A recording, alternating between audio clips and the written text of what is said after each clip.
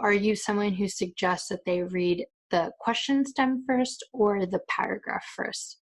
That's a great question. I'll preface this by saying that I don't think it really matters that much which one you read first. Mm-hmm. Back when I was studying and back when I took the exam and got my 175, I actually read stimulus first. Mm-hmm. But over the years, I've actually changed my approach where now I read the question stem first. Mm-hmm. I like question stem first because it gives you a unique perspective and the correct perspective from which to view the stimulus. I've talked Right. earlier about arguments containing a gap. Is it a small gap or is it a big gap?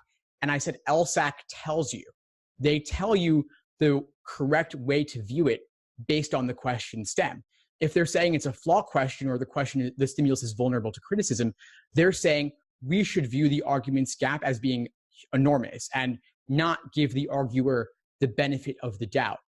On the other hand, when you have an argument, like a question that's like necessary assumption, they're saying there is an assumption, there is a gap, but we are giving kind of like the principle of generosity. We're extending that towards the arguer and saying they didn't fail to consider this. They just didn't bother to explicitly state this. Now, obviously, there are questions that are stimuli that are fundamentally flawed, but there are some where the gap, there's kind of shades of gray as to whether it's crossing the line into being unreasonable or not. I'm thinking back to, I didn't go to law school, but I know that you did. So maybe you're familiar with in freedom of speech, we have this idea of like, what would incite someone to violence, right? Mm-hmm. Speech would incite someone to cross the line and commit a violent act. It's based on this reasonable person standard.